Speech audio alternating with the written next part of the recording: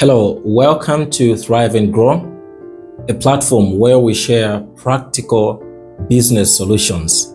And I'm glad that we are back even this time around to share some of the insights that you can use as a startup, well-established business owner, or indeed those that are still planning to start business. Today, we want to focus on a very critical subject or an insight that can either build or break a business. And this is about customer relationship. How can a business build a reputable customer relationship?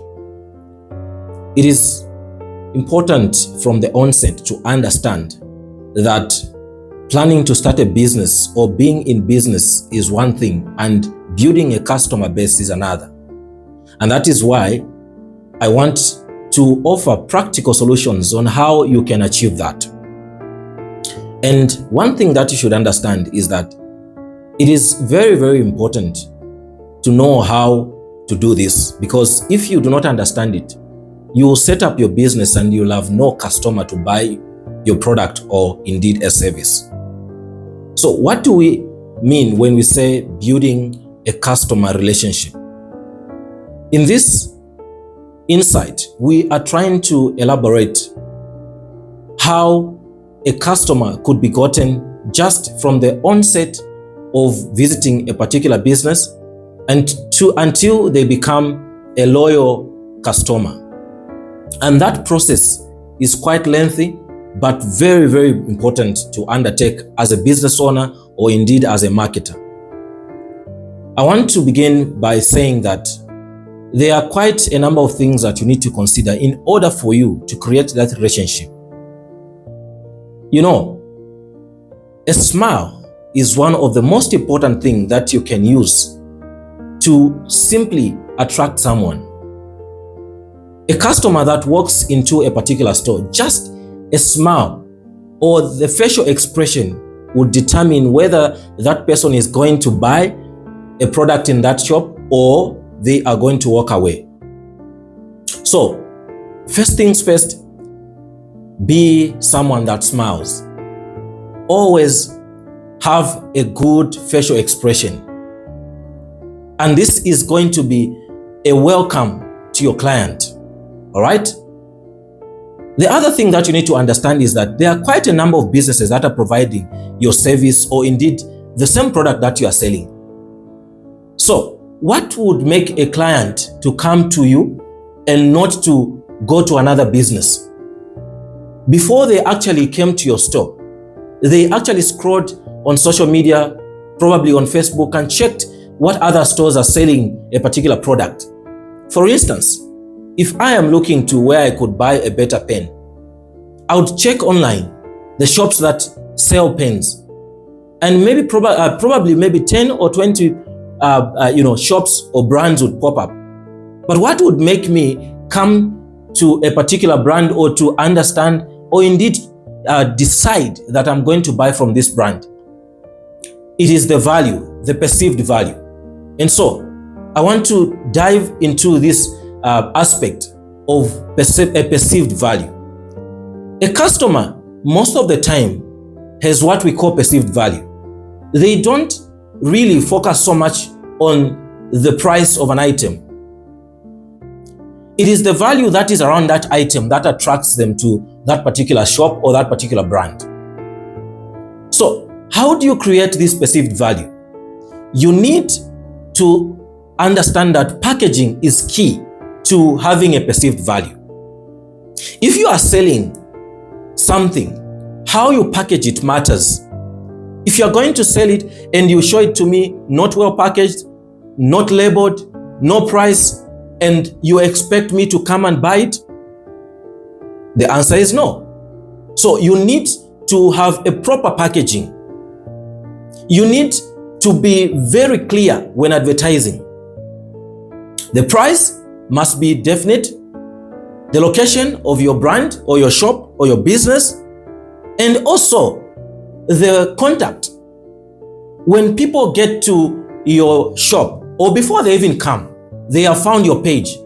and you have advertised your product, but you have not outlined the price. And each time someone asks you, tell them to inbox you. Come on, this is someone who is trying to actually make a decision, and you want to lengthen that process? No.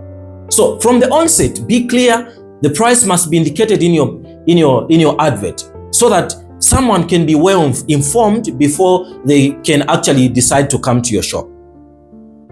The other important thing that you need to understand, customer satisfaction is key. Building a solid relationship with clients or customers, you need to make sure that you satisfy your customers. Now, there are many businesses that promise good things to clients out there. But one thing that I'm going to tell you is that do not overpromise. In fact, it is important to just promise what you can manage. Because if you overpromise, a client is going to stick to what you tell them. And on that particular day, when they come to your store and what they find is not what you promised, they are going to be dissatisfied. So the strategy in this is that just promise what you can afford to do and effectively execute it. They will never forget about your service or your product. It is key that you also have what we call an after service. An after service is a service that you provide after the process of purchase has taken place. What do customers talk about your brand or your product or indeed your service after they have actually gone through the process of purchase? So you need to connect with your customers. Don't just let them go. You can come up with systems that can enable you to actually get the feedback from your customers. One of it is actually capturing contact details for your customers. If a customer comes to your shop, you could get their phone number or indeed even their email. How did they experience the customer service? And be open about it. That is key, so that in case there are certain things that did not go well through the process, they would be able to tell you frankly about it. Do not assume that your customers have a problem. There are some businesses that assume that a client has got a problem and they do not have a problem themselves. I want to tell you that actually that is a big mistake to make. Your focus is your customer. You should be customer centric. Do not be product centric, because if you are going to be product centric, you assume that your customers are the ones that have a problem. So understand that your customers need that best experience as they are purchasing your product and service. And so get to see how that customer is actually adapting in your shop as they are purchasing. It is easy. Some of them you would see from the facial expression.